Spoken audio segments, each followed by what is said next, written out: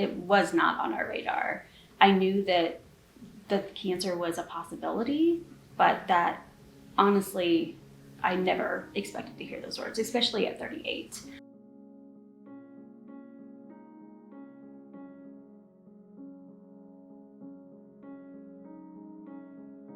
My name is Laura Piland, and I am a stage 3 colon cancer survivor.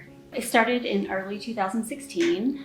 I kind of felt like I had like the flu, like I couldn't get over the flu. I was just very drained and very fatigued.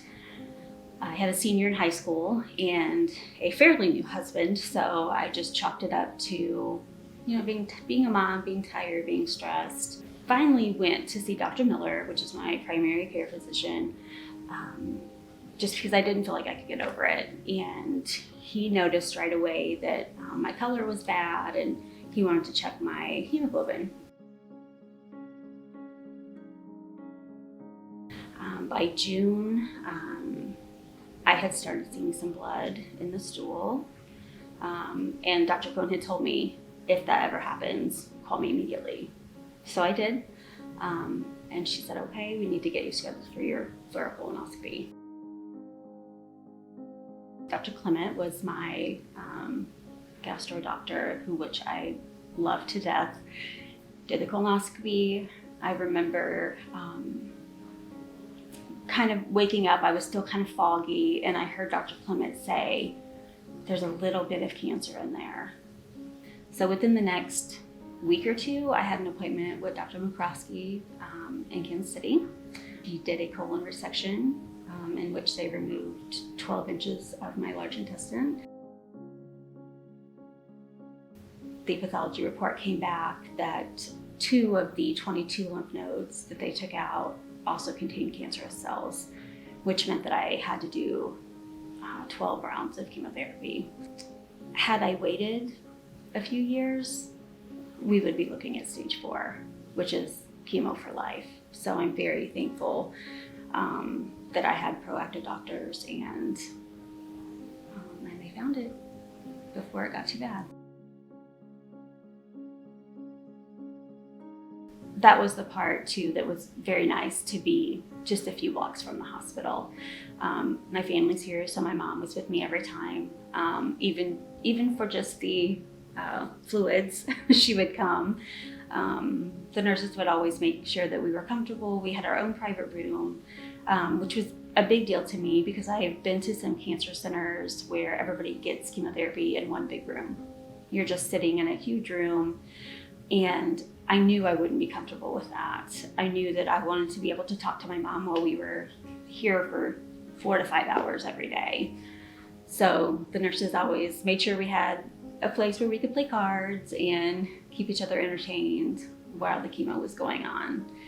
The nurses were really good about making sure that the kitchen had mashed potatoes on the days that I was here, because that's about the only thing I could get down at that time.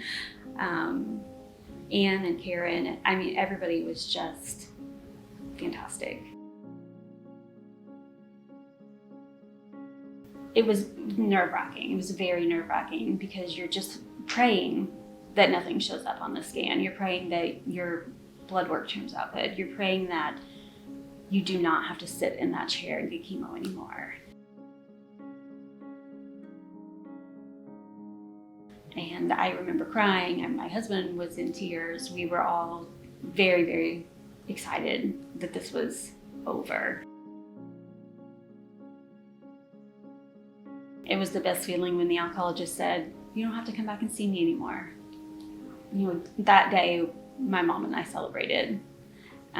She was definitely a big part of my treatment and my recovery. Never happier to hear those words, that there's no evidence of cancer. So I feel like for me to get through it and to be cancer-free at this point has given me the ability to spread awareness about colon cancer, to spread awareness about cancer in general, to talk to people about being their own advocate, to listening to their body. It almost makes me angry because I don't know why it worked. The chemotherapy worked for me and not as well for somebody else. So I feel like it's my job to bring awareness. I feel like it's my job for all of those who didn't make it, for all of those that are going to be newly diagnosed. You shouldn't have to think about cancer in your 30s. And especially from what I knew about colon cancer, was that it was mostly people over 50 who were diagnosed.